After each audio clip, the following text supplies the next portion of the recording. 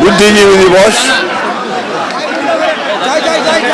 এই দিনে 1971 সালে বিজয়ের পূর্ব মুহূর্তে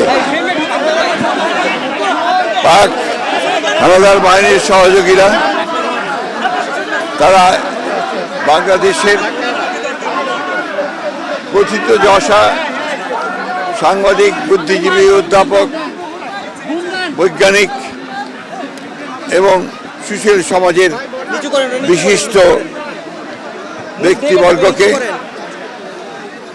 তারা তুলে নিয়ে গিয়ে হত্যা করে। এই দিনে 1971 সালে আমরা আমাদের জাতির সবচেয়ে বরেণ্য ব্যক্তিদেরকে হারিয়েছি।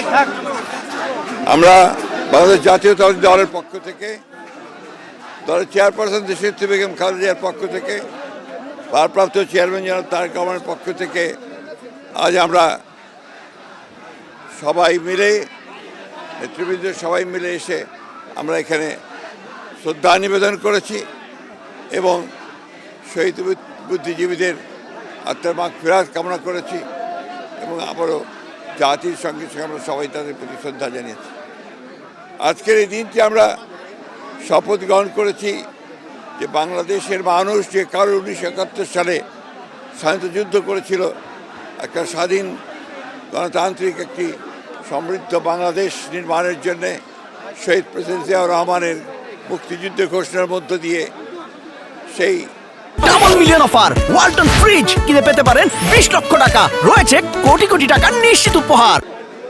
ঘোষণাকে, সেই স্বপ্নকে বাস্তবায়িত করার লক্ষ্যে এবং গত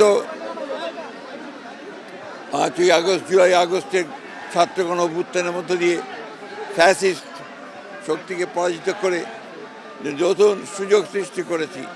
সেই সুযোগকে সম্পূর্ণ সদ্ব্যবহার করে আমরা বাংলাদেশে একটি সত্যিকার অর্থেই একটি গণতান্ত্রিক রাষ্ট্র, একটি আধুনিক রাষ্ট্র, একটি বৈষম্যহীন রাষ্ট্র আমরা প্রতিষ্ঠা করতে চাই। সেই ছিল আজকে আমাদের সব। নিশ্চয়ই পারবো। আমাদের সবসময় আশাবাদী। আমরা ইতিমধ্যেই আমাদের অন্তর্বর্তীকালীন সরকার প্রতিষ্ঠা হয়েছে, আমরা সহযোগিতা করছি। আমরা আশা করি খুব দ্রুত জনগণের ইচ্ছা অনুযায়ী একটি নির্বাচনের ব্যবস্থা হবে, অবাধ, সুষ্ঠু, নিরপেক্ষ নির্বাচন।